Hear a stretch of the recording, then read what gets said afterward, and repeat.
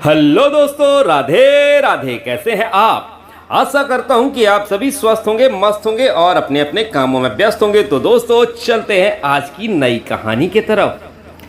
जब कर्ण ने बर्बरीक के तीनों अमोघ बाणों को नष्ट कर दिया।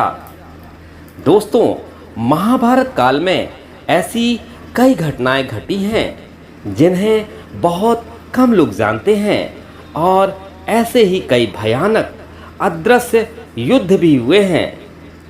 ऐसा ही एक भयानक युद्ध हुआ महारथी कर्ण और बर्बरीक के बीच में।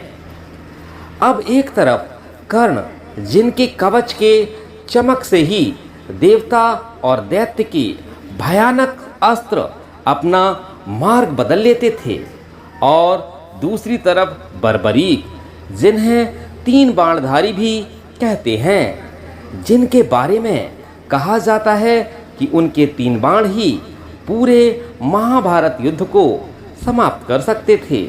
लेकिन आखिर ऐसा क्या हुआ जो इन दोनों महारथियों के बीच एक घोर भयानक युद्ध हुआ?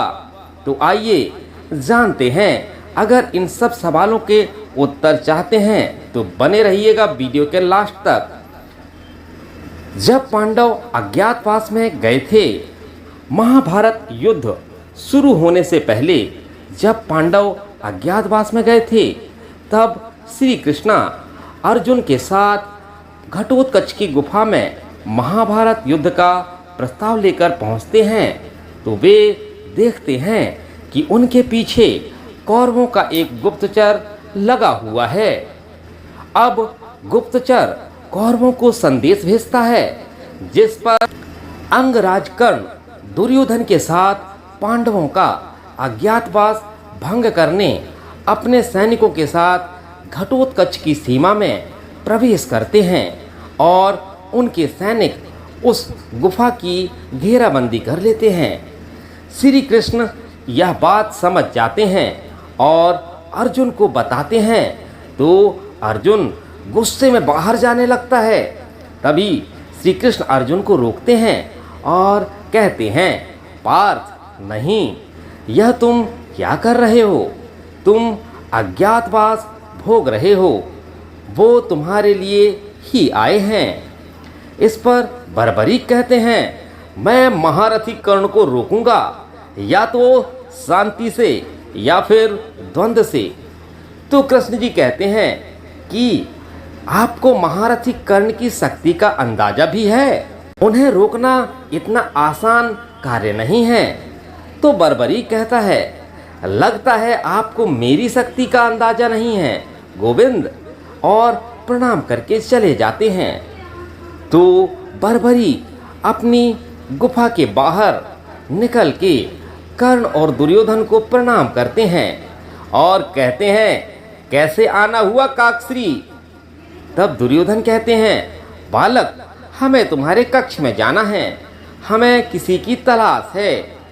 तो बर्बरीक कहते हैं, मेरे रहते हुए आपकी इच्छा तो पूर्ण नहीं हो सकती। अब इस बात पर दुर्योधन क्रोध में कहता है, अपनी मृत्यु को गले मत लगाओ बालक। बर्बरीक मुस्कुराते हुए कहते हैं, आप दोनों धुरंधर हो, आप प्रयास कर सकते हो। तभी दुर्योधन कहते हैं, सैनिकों, इसे यहाँ से हटाओ। तभी सैनिक आगे बढ़ते हैं और बर्बरीक में इतनी शक्ति होती है, वे सैनिकों को धरती पे पांव मारकर ही गिरा देते हैं। अब दुर्योधन कर्ण से कहते हैं, मित्र, यह साधारण बालक नहीं है, इसे तुम्हारे जैसे योद्धा ही परास्त कर सकता है। कर्ण बर्बरीक युद्ध। तब कर्ण कहते हैं, बालक, हमारे मार्ग से हट जाओ, अतः तुम्हें मुझसे द्वंद्व करना होगा। तब बर्बरीक कहते हैं, आप भी प्रयास कर लीजिए। महारथी कर्ण। इस पर कर्ण अपने रथ से नीचे उतरते हैं और बर्बरीक की और धनुष की प्रत्यंछा खींचते हैं और छोड़ देते हैं। तभी इतनी जोर से हवा उठती है कि सारे सैनिक उड़ जाते हैं, लेकिन बर्बरीक एक कदम भी पीछे नहीं। अब कर्ण सोच में पड़ जाता है, लेकिन तभी बर्बरीक अपने धनुष की प्रत्यंछा खींचते हैं और छोड़ देते हैं, जिस पर दुर्योधन रथ से नीचे गिर जाता है। अब यह देख बर्बरीक जोर जोर से हंसने लगते हैं और कहते हैं, आप ठीक तो हैं काकश्री। इस पर दुर्योधन कहता है, तुम्हारी यह मजाल। कुटिल बालक और कर्ण से कहते हैं, इस बालक को नरक दिखा दो मित्र। तभी कर्ण अपने दिव्यास्त्र से बर्बरीक पर प्रहार करते हैं, जिस पर बर्बरीक कर्ण पे कुटुंब अस्त्र चलाकर उसे नष्ट कर देते हैं। इसके बाद में यह युद्ध चलता रहता है और दोनों वीर योद्धा और भी भयानक दिव्यास्त्र छोड़ते रहते हैं। कर्ण ने बचाई दुर्योधन की जान। इसी बीच बर्बरीक एक बाण छोड़ते हैं जो दुर्योधन की ओर बढ़ता है, जिसे कर्ण अपने बाण से रोक लेता है। तो बर्बरीक कहते हैं, कर्ण यह बाण संभालो, इस बाण को कोई नहीं रोक सकता। और बर्बरीक दुर्योधन की तरफ दूसरा बाण छोड़ते हैं तो कर्ण उसे रोकने की कोशिश करते हैं, परंतु रोक नहीं पाते। अब बाण को नहीं रुकता देख वह खुद ही दुर्योधन के आगे खड़े हो जाते हैं। इसके बाद जैसे वह बाण कर्ण से टकराने वाला होता है, तभी कर्ण का कवच आ जाता है और उस बाण को रोक लेता है। अब बर्बरीक यह दृश्य देखने के बाद कहते हैं, यह कैसे संभव है? इस बाण को तो बस इंद्र का वज्र रोक सकता था। तभी दुर्योधन कहता है, यह सूर्यपुत्र कर्ण है। इनके पास अमृत से बना कवच है, जो कि स्वयं ईश्वर भी नहीं तोड़ सकते। इसलिए तुम्हारे सारे प्रयास विफल हो जाएंगे बालक।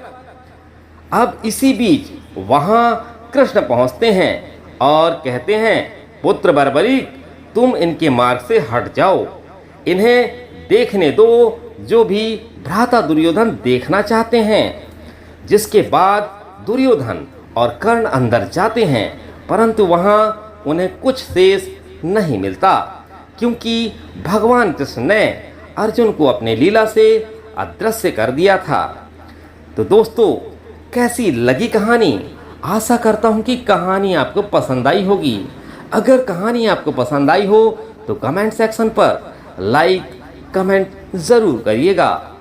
तो दोस्तों, चलता हूँ, मिलता हूँ फिर अगले वीडियो पर। तब तक सभी को राधे राधे, जय जय श्री राम, बाय बाय दोस्तों। मिलता हूँ अगले वीडियो पर।